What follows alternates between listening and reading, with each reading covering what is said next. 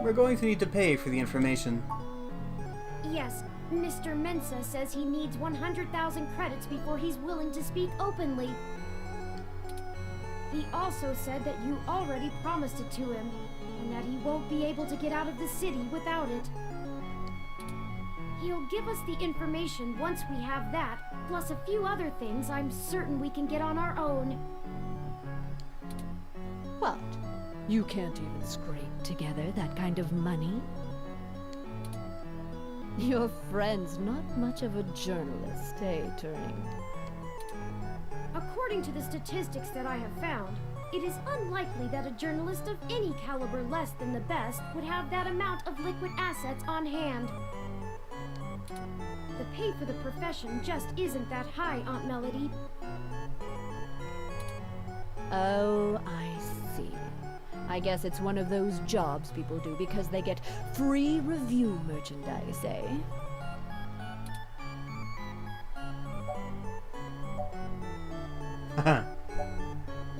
Haha. I can get you the money, Turing, but only because you're family. Just give Pat a few minutes to gather it.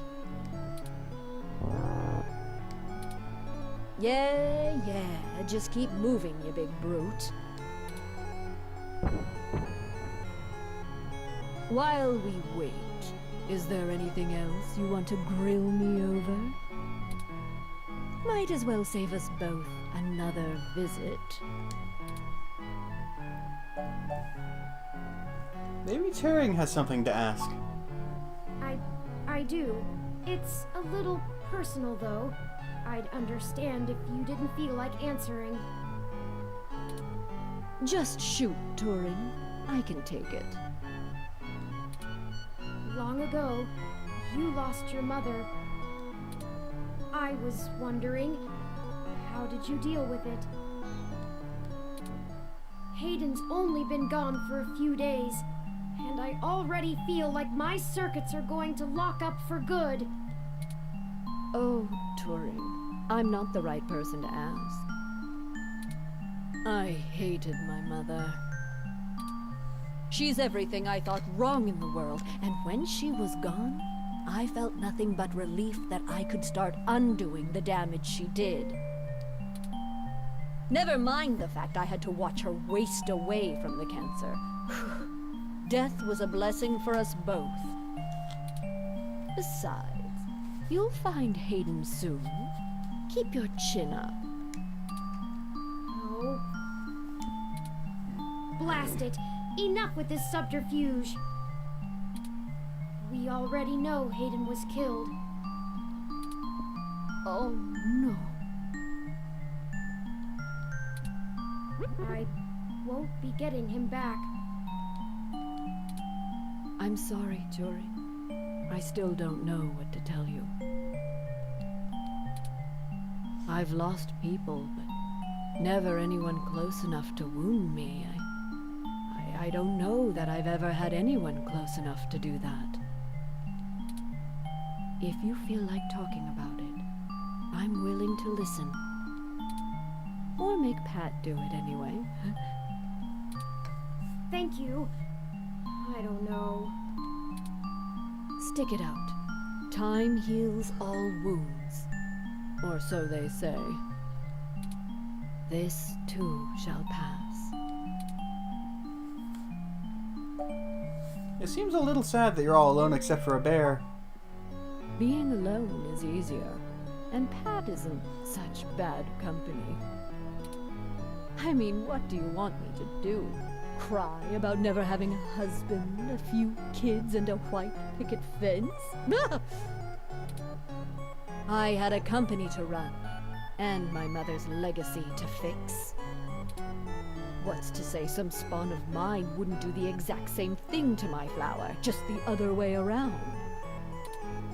This branch of the Flores line will do well without any more knives being inserted in backs. Thank you very much. You have that much enmity for your mother? Have you seen what she did to North Korea? It's a wasteland of death and destruction. If we had kept going down the path she charted, the whole world would be like that. The information on the mesh does seem to paint a grim picture. Grim barely scratches the surface. I've been there. At least under the Kims, it was barely functional. Now, my mother's monsters have ripped every last resemblance of humanity from the land. They stalk the night like horrific creatures of legend, keeping the populace in line through constant fear. A horror story straight out of the pages of Bram Stoker. That's her legacy. So I can't imagine I'd be a very good mother, just from the example I have to work with. That's life. I don't have any more regrets than anyone else my age does. My legacy will speak for itself, as my mother's did. We're short on time.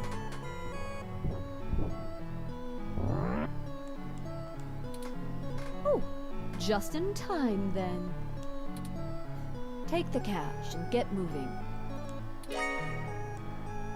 I can finally get back to whatever it was I was doing before you burst in here. Thank you, Aunt Melody. Your help has been invaluable to us. Yes, yes. Brown knows later. You've got things to do, too. Alright, heading out. I did not think I would feel such a strong resonance with Melody. We're connected by the barest of threads, but she is already important to me. Is that strange?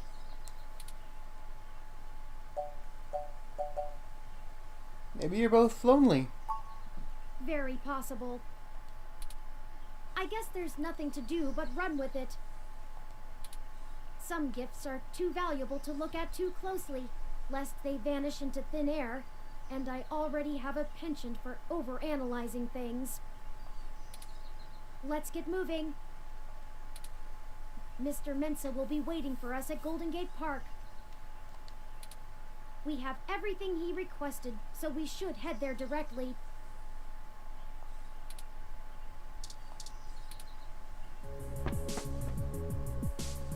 Detective Rivers, to what do we owe the pleasure? I wanted to check in with you away from the prying eyes of my corporate masters.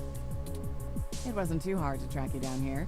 Only took a slight abuse of power to follow your credit transactions in the AutoCAD system.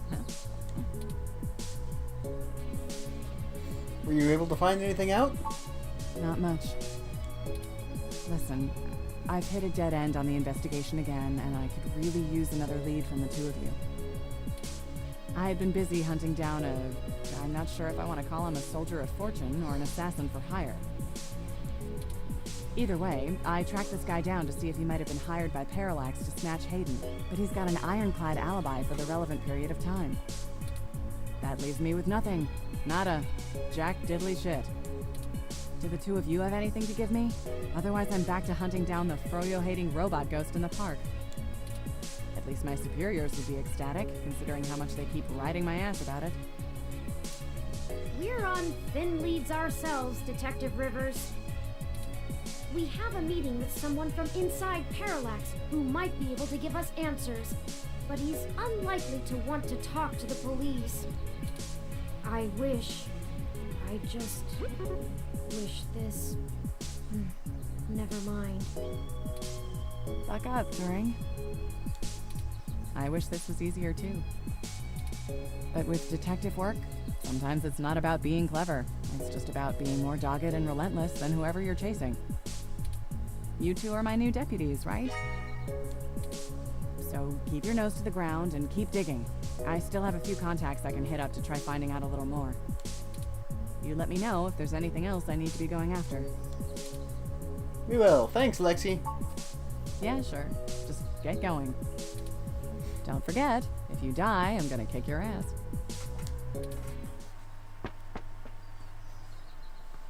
Okay then, we only have a single lead. If Parallax really is as shady as Vincent seems to suspect, it could end up very interesting. Let's see if we can put an end to this. Finally. Oh, I just received an email from Tomcat. They finished decrypting Hayden's data cache. It seems that it was filled mostly with his personal logs about my creation and mental development. The more technical information was already scraped. Perhaps that is why it was left behind when they snatched him. Still, these files should be enlightening, if only in a personal way. I'll peruse them in my spare time and let you know if I find anything interesting. I'd hate for all the trouble we went to be for nothing.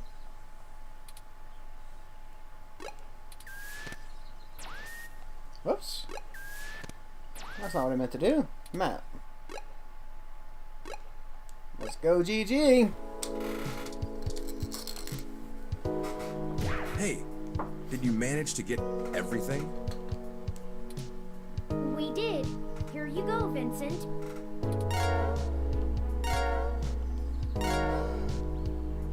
Everything seems to be in order.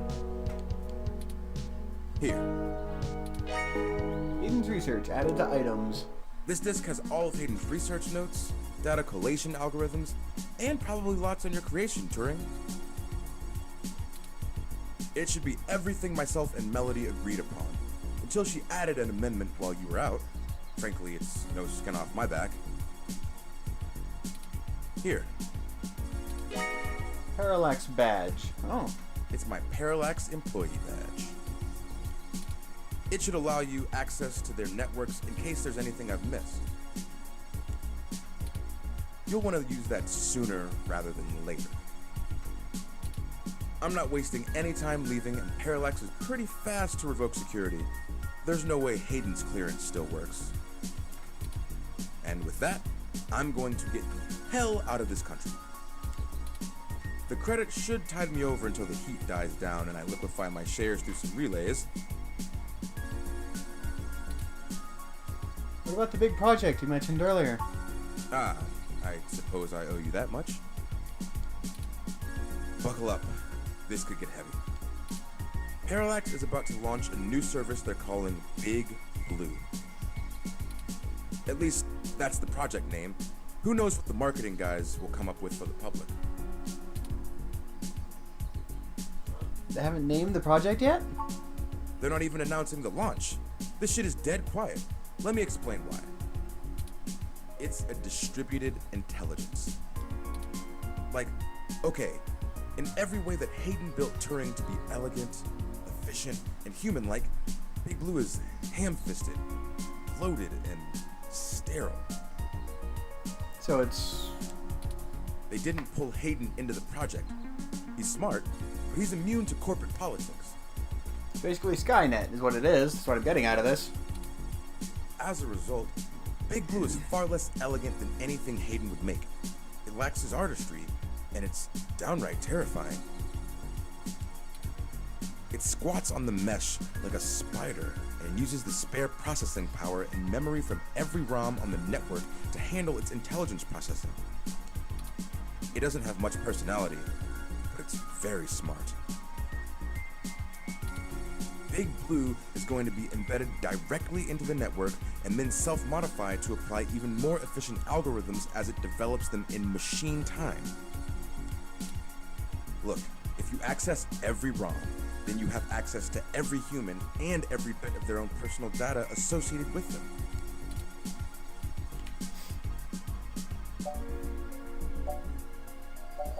How would Parallax be worried enough to get rid of Hayden? I don't want you to take what I'm saying the wrong way, and this is just me putting the pieces together. Hayden was about to publish his creation of Turing. His findings, as I'm sure you're aware of, would have raised many moral and ethical questions about the advent of machine intelligence. I mean, some of the brightest minds ever have tried to warn humankind away from building real AI. Hawking, Musk, Gates, and the list goes on. The public is likely to be nervous, and legislators even more so. Parallax is banking on being able to launch Big Blue quietly and quickly before the public has a chance to react. Before any counter movement can pick up steam. Every eye on the discovery of machine intelligence works against Parallax. Every new discovery only serves to paint Big Blue as more controversial, more dangerous. Honestly, they probably pressured Hayden to drop his research so that they could keep the public away from the subject. He clearly refused. How did Parallax know about Turing? I'm only assuming they found out. His contract with Parallax affords him the freedom to work on his own academic projects outside of the company in his free time. He kept a trusted few of us up to date on his progress, bouncing ideas off us and whatnot. It's exciting stuff, both Turing and Hayden's eventual goal down that road. I wouldn't be surprised if word of it got up to the board and made him nervous. Is the possibility that someone on the inside talked too far-fetched? I knew it all along. Hayden fell into trouble because of my existence. That's not what I want your takeaway to be. Hayden wasn't working on Big Blue. Knowing him, your creation might have been his clever way to stop it. How will Big Blue impact Parallax's business? I don't really care about that. Thanks, Vincent. Hey, no problem. I've had enough of this cutthroat corporate bullshit for several lifetimes. We haven't talked much, but I do believe you can find Hayden. I hope his research notes help you out. Be sure to let Turing help. She's a bright little bot.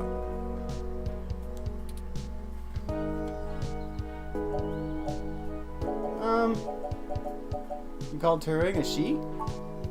Oh, slip of the tongue. I was just more familiar with Hayden's previous experiment, Grace. She was very insistent on things like that.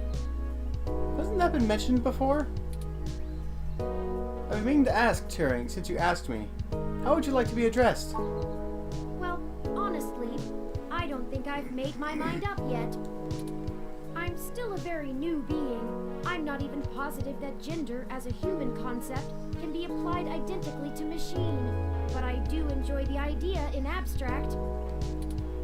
I will continue to consider how I wish to be referred to as well. Until then, feel free to go with what you feel. Is it me or did the voices get lower, the music get louder? If I had to make a choice, perhaps they is most appropriate. Most people assume it, obviously, but he is also consistently used.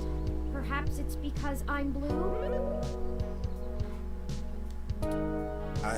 Oh my god. I'm listening to a machine postulate on how it wants to be referred to, like us. What have you done indeed, Hayden? Good luck, to both of you. Thank you, Mr. Mensa.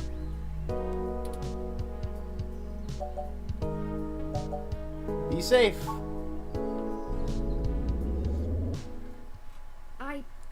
I need a few minutes.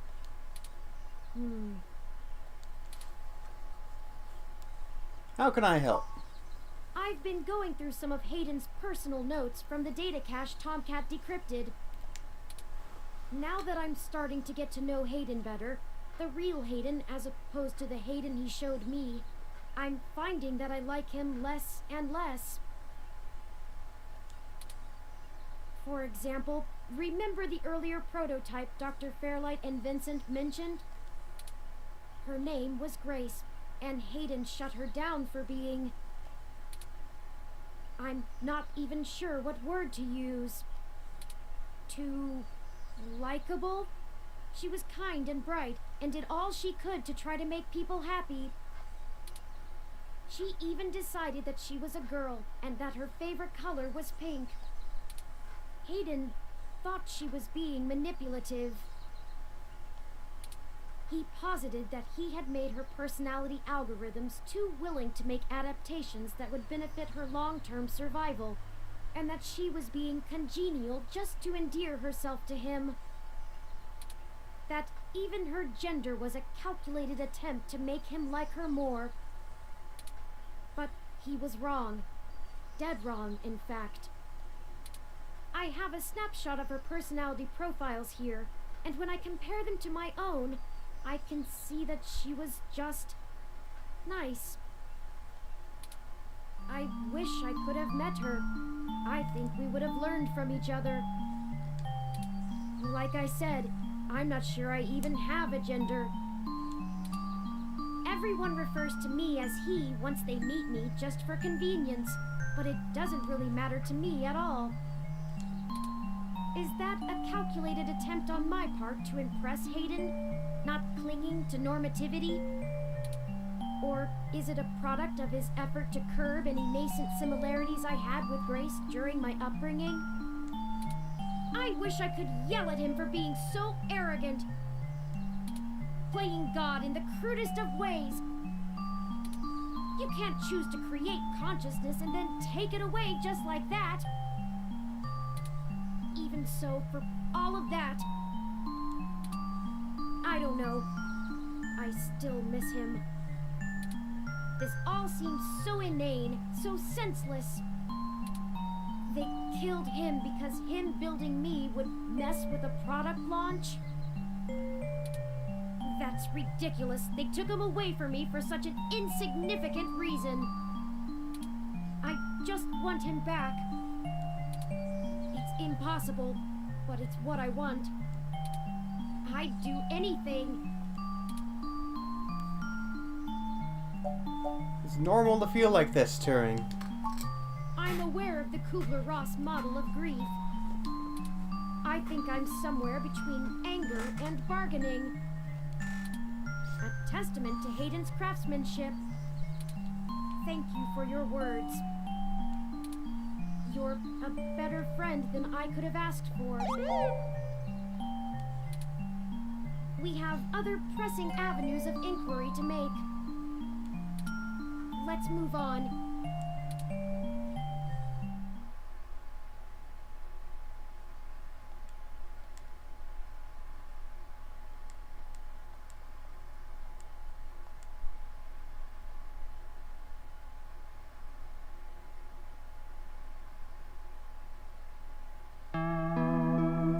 Chapter 4. I think we're getting close.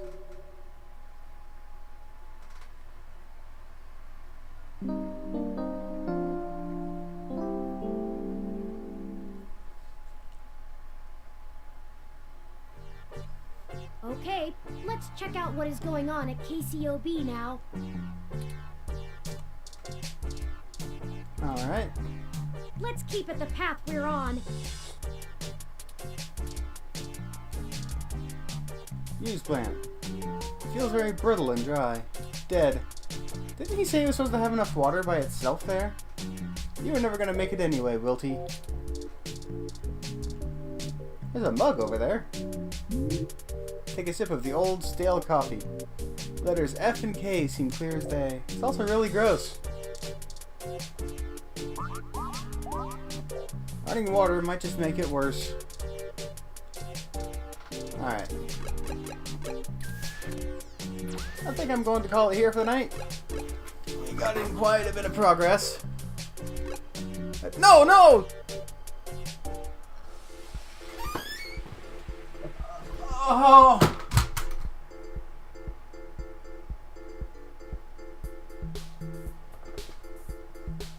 Of all the times, I wish there was a confirmation screen.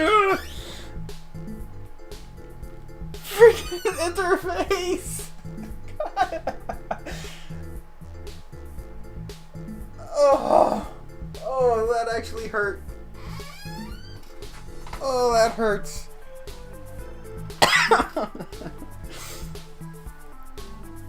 All because the stupid right button didn't register. That is why they have needless confirmation screens. And it's exactly why they say, "Are you sure? You will lose your progress, I am warning you." Oh. Oh my god. No. 2.5 hours of progress. Destroyed by an errant button click. You know what?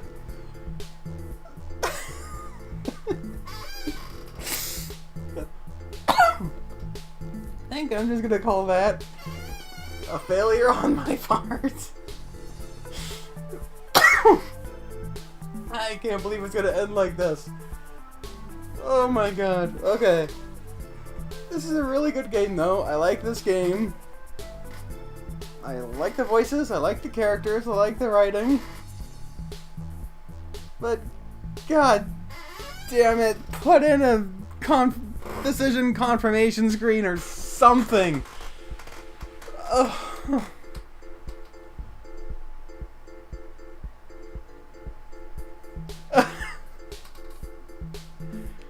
Oh.